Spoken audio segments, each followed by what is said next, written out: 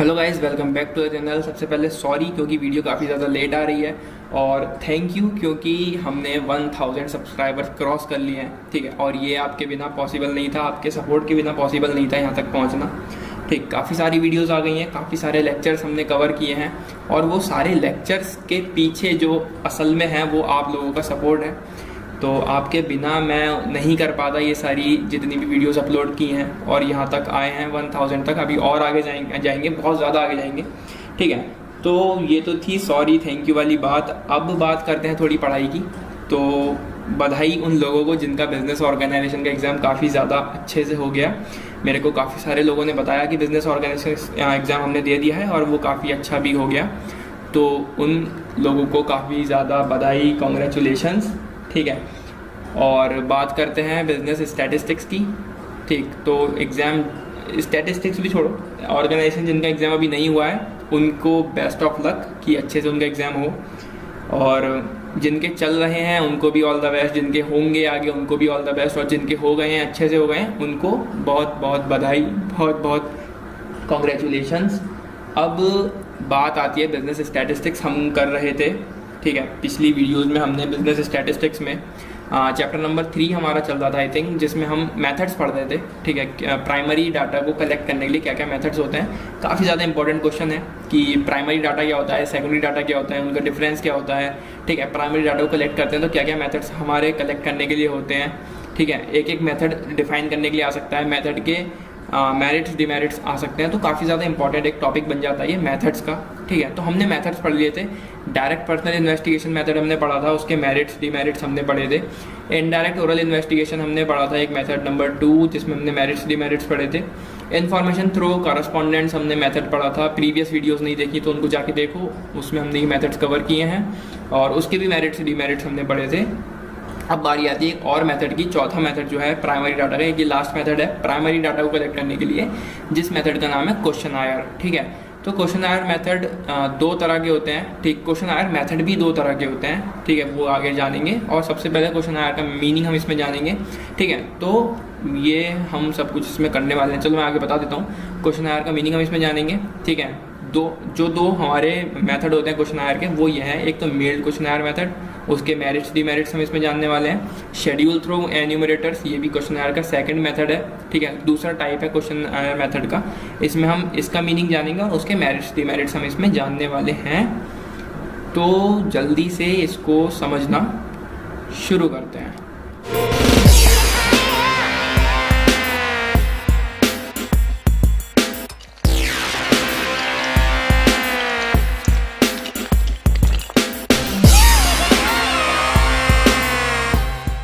शुरू करने से पहले एक और इम्पॉर्टेंट बात, जिनके एग्ज़ाम्स आने वाले हैं, मतलब बिजनेस स्टैटिस्टिक्स से जिनका एग्ज़ाम आने वाला है, उसके लिए बहुत ज़्यादा ज़रूरी चीज़ है ये कुछ क्वेश्चंस डिस्प्ले हो रहे होंगे आपकी स्क्रीन पर। मैं कम्युनिटी टैब में भी इसका एक फ़ोटो डाल दूंगा वहाँ पर। तो क्वेश्चंस जब एग्ज़ाम देने जाओ, इन क्वेश्चंस पर एक बार नज़र मार के ज़रूर जाना, इनको पढ़ के जाना, इन क्वेश्चंस को अच्छे से, डिपेंड होके मत जाना। मैं कह रहा हूँ अच्छे से पढ़कर जाना इन क्वेश्चंस को। ठीक है, तो आई होप ये क्वेश्चंस आपकी कुछ हेल्प कर देंगे। कुछ क्वेश्चंस इसमें से आएंगे एग्जाम में, काफ़ी ज़्यादा अच्छे क्वेश्चंस हैं। ठीक है, आने के चांसेस भी बनते हैं, बट डिपेंड होके नहीं जाना है। ठीक है, अगेन डिपेंड होके नहीं जाना है। कम्युनिटी टैब में इसका फोटो मिल जाएगा, बाकी यहाँ से स्क्रीनशॉट ले सकते हो। ठीक है, तो एक चीज़ तो ये, और दूसरी चीज़ ये कि काफ़ी सारे लोग कह रहे हैं न्यूमेरिकल्स के लिए भी। तो एक चीज़ मैं बता दूँ अभी कि ये जो बिजनेस स्टैटिस्टिक्स शुरू हुई थी, ये भी काफ़ी ज़्यादा डिमांड पर बिजनेस स्टैटिस्टिक्स मैंने शुरू की थी। ठीक है, थ्योरी पार्ट हम इसमें अपने चैनल पर कवर करने वाले हैं, न्यूमेरिकल्स शायद कवर नहीं होंगे। ठीक है, तो थ्योरी में मेरा फुल सपोर्ट रहेगा, पूरे एफर्ट्स रहेंगे थ्योरी कंप्लीट करवाने में। इंपॉर्टेंट क्वेश्चंस जो भी रहेंगे वो कवर करेंगे, ऑब्जेक्टिव टाइप क्वेश्चंस कवर करेंगे, लेकिन न्यूमेरिकल्स मुश्किल है। ठीक है, न्यूमेरिकल्स शायद नहीं हो पाएंगे, तो उस चीज़ को लेकर ज़्यादा कमेंट्स ना करें। थ्योरी करेंगे, अच्छे से करेंगे। ठीक है, जैसे बिजनेस ऑर्गेनाइजेशन में हमने अभी तक सारे लेक्चर्स किए हैं, इंपॉर्टेंट क्वेश्चंस किए हैं, ऑब्जेक्टिव टाइप क्वेश्चंस कर रहे हैं, उसी तरह से स्टैटिस्टिक्स में चलेगी। न्यूमेरिकल्स के लिए सॉरी। ठीक, तो ये थे इंपॉर्टेंट क्वेश्चंस, और थोड़ी 1-2 इंपॉर्टेंट बातें, बाकी कुछ और याद आएगा तो बीच में कहूँगा। फिलहाल इसको अब शुरू करते हैं पढ़ना। तो सबसे पहली चीज़ हमारी आती है meaning and definition of questionnaire. ठीक है, क्वेश्चन आयर होता क्या है, हम मेथड पढ़ने वाले हैं क्वेश्चन आयर मेथड, लेकिन क्वेश्चन आयर क्या होता है हम पहले वो जानते हैं। ठीक है, in a statistical inquiry the necessary information is generally collected in a printed sheet. जो एक स्टैटिस्टिकल इंक्वायरी होती है, जो भी एक इंक्वायरी होती है, अब तक हम पढ़ते आ रहे थे कि हम स्टैटिस्टिक में इंक्वायरी करते हैं, डाटा कलेक्ट करते हैं, उसको इंटरप्रेट करते हैं, क्लासीफाई करते हैं, सारी चीज़ें होती हैं। तो ये एक ऐसा डॉक्यूमेंट होता है, ठीक है, एक प्रिंटेड शीट होती है, क्वेश्चंस इस पर प्रिंट होते हैं, ठीक है, जिसको हम बोलते हैं questionnaire. This sheet contains a set of questions which the investigator intends to ask the informant. इस शीट में काफ़ी सारे क्वेश्चंस होते हैं, ठीक है, जो इन्वेस्टिगेशन से रिलेटेड होते हैं, ठीक है, और जो इन्वेस्टिगेटर होता है वो इन्फॉर्मेंट से पूछता है इन क्वेश्चंस को, ठीक है। इन्फॉर्मेंट कौन? जिससे हमें जानकारी लेनी है। इन्वेस्टिगेटर कौन? जो जानकारी लेगा, ठीक है। तो वो शीट जाएगी किसके पास? इन्फॉर्मेंट के पास। उस शीट में जो भी क्वेश्चंस लिखे होंगे उन क्वेश्चंस का उसको प्रॉपर आंसर देना होगा उसी पेपर में, ठीक है। And the answers are noted down against the respective questions on the sheet. जो भी क्वेश्चंस उस शीट पर लिखे हैं, इन्फॉर्मेंट उन क्वेश्चंस के आंसर उस शीट पर लिख कर देगा जो भी इन्वेस्टिगेटर होगा उसको, ठीक है। तो बेसिकली क्वेश्चनायर का मतलब ये होता है, एक बेसिक सी इसमें डेफिनेशन भी है। A questionnaire may be defined as a set of questions to be answered by the informants. Questionnaire जो है हम कह सकते हैं ये एक सेट ऑफ क्वेश्चंस हैं जो आंसर करेगा informant without personal aid of an investigator और एन्यूमरेटर। कोई भी पर्सनल एड नहीं लगेगा किसका? इन्वेस्टिगेटर। इसमें इन्वेस्टिगेटर कुछ भी नहीं करेगा अपनी तरफ से, ना ही एन्यूमरेटर का हो या इन्वेस्टिगेटर, मतलब हमारा इसमें कुछ भी योगदान नहीं रहेगा। हम सिर्फ, मान लो हम इन्वेस्टिगेटर हैं, हमने ये शीट भेजी किसको? इन्फॉर्मेंट को। बस हमारा इतना काम है कि हम इस क्वेश्चनायर को इन्फॉर्मेंट के पास पहुंचाएं और वो इन क्वेश्चंस का आंसर अपने तरीके से दे, प्रॉपर तरीके से दे। जो भी क्वेश्चन पूछा गया है उस शीट में उनके आंसर्स वो वहाँ लिखे और वापस हमको वो दे दे, ठीक है। तो बेसिकली क्वेश्चनायर का मतलब होता है एक शीट जिसमें काफ़ी सारे क्वेश्चंस लिखे हैं उस इन्वेस्टिगेशन से रिलेटेड। इन्फॉर्मेंट के पास वो शीट जाएगी, उसके वो क्वेश्चंस के आंसर हमें देगा लिख के। बस इतना सा काम है क्वेश्चनायर का, ठीक है। बात आती है क्वेश्चनायर के मेथड है। तो पहला मेथड आता है क्वेश्चनायर में, दो चीज़ें हैं क्वेश्चनायर के अंदर, दो मेथड है, एक मेल्ड क्वेश्चनायर मेथड और एक और है, वो आगे बढ़ेंगे। तो सबसे पहला मेथड जो है वो मेल्ड क्वेश्चनायर मेथड है। इस मेथड में क्या होता है, इसको रीड करते हैं। This method consists in preparing a questionnaire, a list of questions relating to the field of inquiry and providing space for the answers to be filled in by the respondents or informants or addressees to whom the questionnaire is mailed with the request for quick response within the specified time, ठीक है। मैंने पीछे समझाया वही चीज़ लिखी है। इस method में क्या होता है, हम एक क्वेश्चनायर प्रिपेयर करते हैं, ठीक। क्वेश्चनायर का मतलब आपको पता ही है, a list of questions relating to the field of inquiry. जिस भी फील्ड में वो इंक्वायरी हो रही है, जो भी इन्वेस्टिगेशन हम कर रहे हैं, उस पूरे टॉपिक पर, उस पर्टिकुलर फील्ड में या फिर उस पर्टिकुलर इन्वेस्टिगेशन के रिलेटेड हम काफ़ी सारे क्वेश्चंस उस क्वेश्चनायर में लिखेंगे, ठीक है। स्पेस छोड़ देंगे आंसर लिखने के लिए, ठीक है। हम वो किसको भेजेंगे क्वेश्चनायर? हमारा जो भी हमारा इन्फॉर्मेंट होगा, जो भी हमारा एड्रेसी होगा या फिर कोई रेस्पोंडेंट होगा जो रिस्पॉन्ड करेगा उन क्वेश्चंस को, ठीक है। Is meld with a request for quick response. हम उनको एक रिक्वेस्ट देंगे कि आप जल्दी से इसको फिल करो, ज़्यादा से मतलब जितना जल्दी हो सके आप इनको रेस्पॉन्स करो इन क्वेश्चंस का, ठीक है, एक स्पेसिफाइड टाइम में। A very polite covering note और letter explaining the aims and objects of inquiries attached. उसमें एक लेटर भी हम ऐड करेंगे जिसमें बहुत पोलाइट वे में लिखा होगा कि हम ये उसमें हम एक्सप्लेन करेंगे क्या एम है इसका, ठीक है, इस क्वेश्चनायर का, क्या इसका ऑब्जेक्ट है, ऑब्जेक्टिव क्या है इसका, वो सब चीज़ें एक लेटर हम उसमें अटैच करके उनको देंगे जिससे कि उनकी समझ में आए कि ये क्वेश्चंस जो आए हैं हमारे पास, हमें इसको फिल करना है, क्यों फिल करना है, कैसे फिल करना है, कब तक फिल करना है, वो सब चीज़ें लिखी होंगी। Respondents are also requested to extend their full cooperation by furnishing information and returning the questionnaire duly filled in. हम रेस्पोंडेंट से एक रिक्वेस्ट भी करेंगे कि वो जल्दी से जल्दी अपना अच्छे से इसको फिल करें पूरे कोऑपरेशन के साथ, ठीक है, अच्छे से इसमें इन्फॉर्मेशन भरें, सच्ची जो भी बात है वो लिखें उस इन्वेस्टिगेशन क्योंकि हम कर रहे हैं, ठीक है, और उस क्वेश्चनायर को रिटर्न कर दें पूरा उसको फिल करके, ठीक है। तो ये था मेल्ड क्वेश्चनायर मेथड।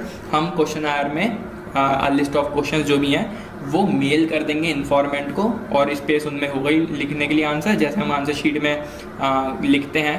पहले क्या होता था, छोटे जब हम थे तो हमें एक पेपर मिलता था, क्वेश्चन होते थे और उसमें नीचे स्पेस होता था आंसर लिखने के लिए, वो चीज़ याद आ गई मुझे यहाँ से तो हम उसी तरह का एक क्वेश्चन आयर होता है, क्वेश्चन लिखे होते हैं, 3-4 लाइन छोटी होती है आंसर लिखने के लिए, फिर क्वेश्चन लिखा होता है, फिर स्पेस छोटा होता है आंसर लिखने के लिए। सेम वही चीज़ यहाँ पे होती है।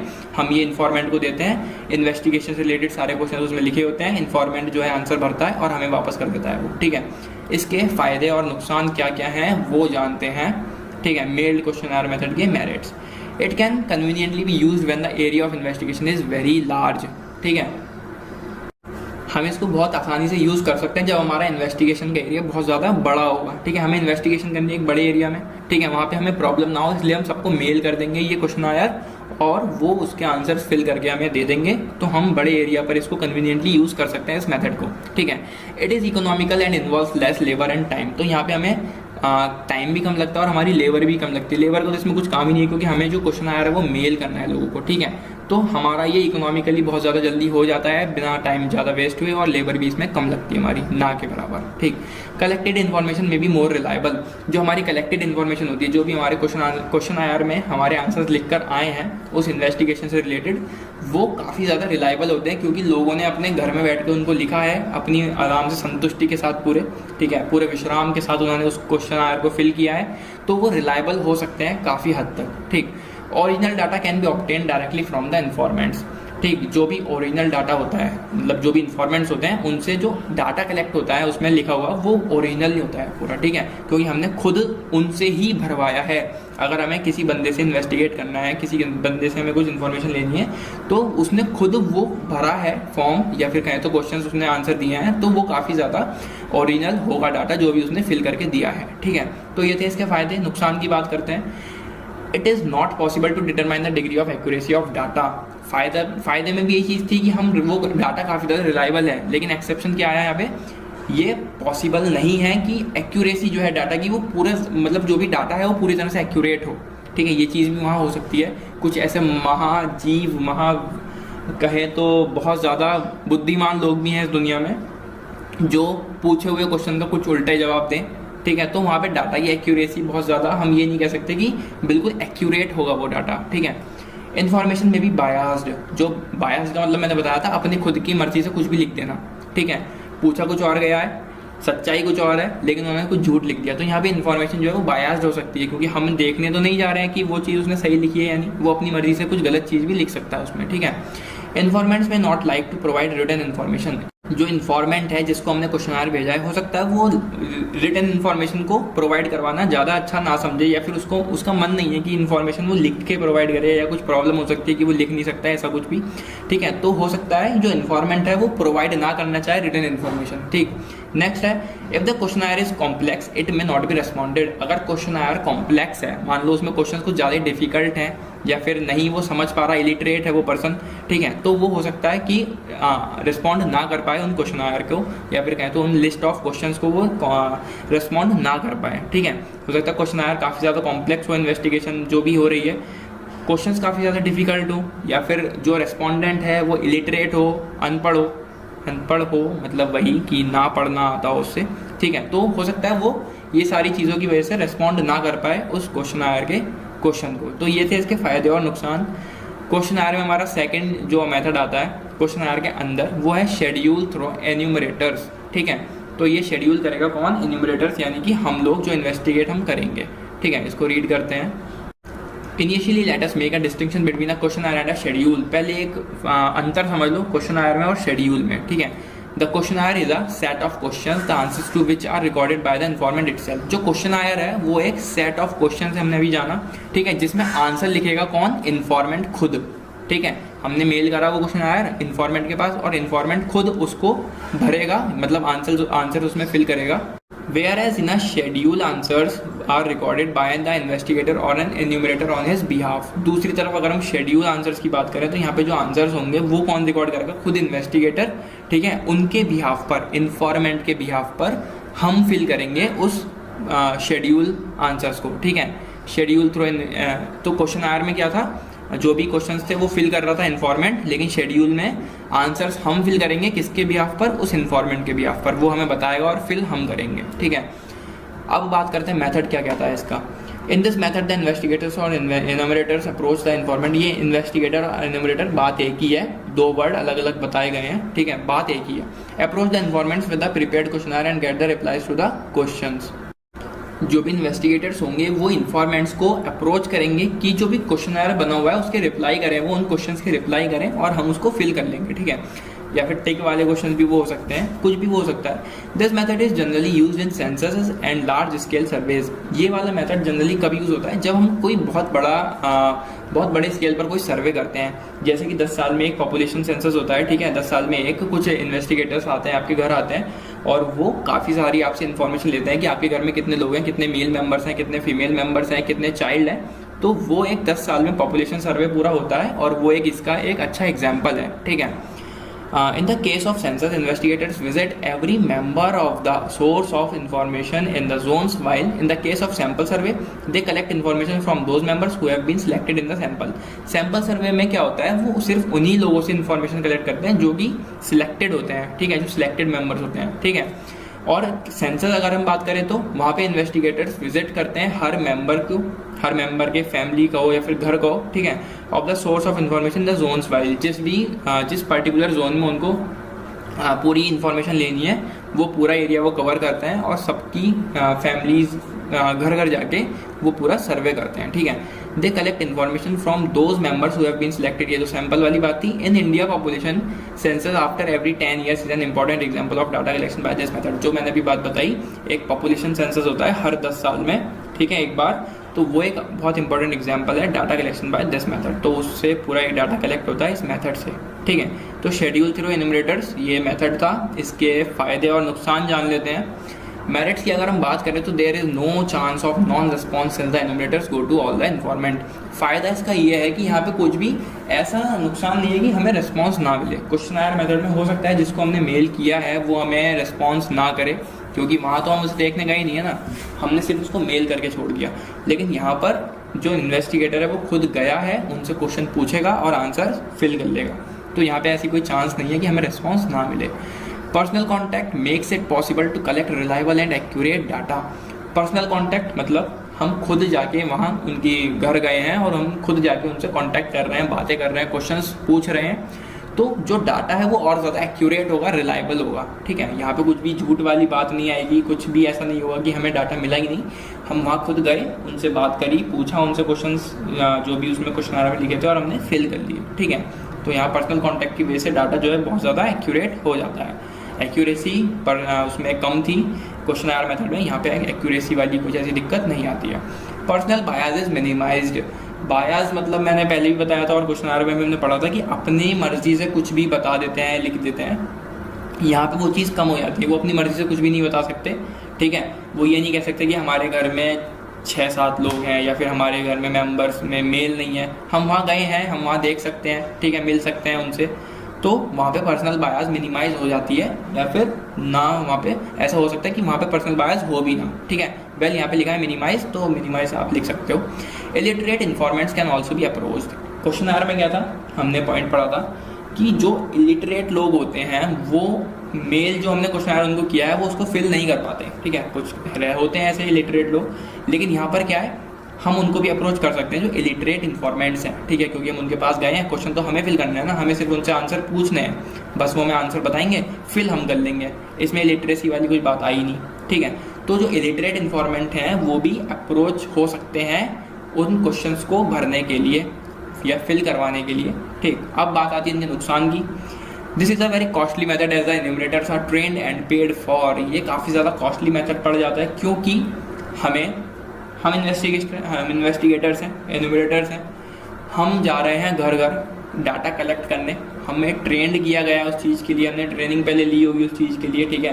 काफ़ी सारी चीज़ें होती हैं, हमें काफ़ी सारे लोग अपॉइंट करने हैं, क्योंकि जब इतना बड़ा सर्वे करना है, इतने लार्ज स्केल में हमें सर्वे करना है, तो 1-2 लोगों से तो काम होगा नहीं, एक काफ़ी ज़्यादा बड़ी टीम होगी, ठीक, ट्रेंड लोग होंगे जिसकी उनको सैलरी भी मिलेगी उस डाटा को कलेक्ट करने के लिए। तो ये मेथड अपने आप में काफ़ी ज़्यादा कॉस्टली बन जाता है इस चीज़ के लिए, ठीक है। तो इसका नुकसान नंबर 1 यही था कि ये मेथड काफ़ी ज़्यादा कॉस्टली हो जाता है। This method is time consuming because the enumerators go personally to obtain the information. ये मेथड काफ़ी ज़्यादा टाइम कंज्यूमिंग होता है, क्योंकि जो इन्वेस्टिगेटर है वो पर्सनली जाता है इन्फॉर्मेशन कलेक्ट करने, घर घर का हो या फिर लोगों के पास जाता है वो, ठीक है, खुद जाता है वो, मिलता है उनसे, क्वेश्चंस फिल करता है। कई बार प्रॉब्लम भी आ जाती है कि लोग अवेलेबल नहीं होते हैं घरों में, ठीक है, या क्वेश्चंस पुटअप जो भी वो करते हैं उनको सही से रिप्लाई नहीं मिलते हैं तो काफ़ी देर लग जाती है, मतलब तो उनको पर्सनली कांटेक्ट करना पड़ता है घर घर जाके। तो ये काफ़ी ज़्यादा टाइम कंज्यूमिंग मेथड हो जाता है। Personal bias of the enumerators में लीड टू फॉल्स कंक्लूजन। देखो यहाँ बायस वाली जो दिक्कत है वो हमें उन लोगों के साथ तो नहीं आ रही है, जो इन्फॉर्मेंट्स हैं उनके साथ तो हमें बायस वाली प्रॉब्लम नहीं आ रही है, लेकिन कुछ महान लोग, अगेन वही कुछ महान लोग होते हैं ऐसे, इन्वेस्टिगेटर्स भी हो सकते हैं वो, ठीक है, उन्होंने अपने खुद एजम्पशंस कुछ लगाए उन्होंने वो डाटा फिल किया, क्वेश्चन फिल किए और उससे कुछ गलत कंक्लूजन भी निकल के आ सकता है, कुछ गलत डाटा भी निकल के बन के आ सकता है, ठीक है। तो ये भी एक इसका डिमेरिट बन जाता है, ठीक। This method can be use only by big organization. इस मेथड को कौन यूज़ कर सकता है? जो बड़ी ऑर्गेनाइजेशन होती हैं, सिर्फ वही इस मेथड को यूज़ कर सकती हैं, क्योंकि एक लार्ज स्केल में हमें डाटा कलेक्ट करना होता है, ठीक है। एक बड़ी ऑर्गेनाइजेशन ही इसको अफोर्ड कर सकती है, ठीक है। तो ये थे फायदे और नुकसान शेड्यूल थ्रू एनुमरेटर्स वाला मेथड, जो क्वेश्चन का सेकंड मेथड है, ठीक है। ये मेरिट्स डिमेरिट्स हमने पढ़े थे मेल्ड क्वेश्चन मेथड के, ठीक। हमने मीनिंग और डेफिनेशन जानी इसमें क्वेश्चन की कि क्वेश्चन आखिर होता क्या है। ये वाले क्वेश्चन भी काफ़ी ज़्यादा आ जाते हैं, मेथड आ जाते हैं। मेथड हमने ये वाले भी पढ़े हुए, इन्फॉर्मेशन थ्रू कॉरेस्पॉन्डेंट्स। तो ये प्राइमरी डाटा को कलेक्ट करने के मेथड है और ये डायरेक्ट क्वेश्चन भी आ जाता है।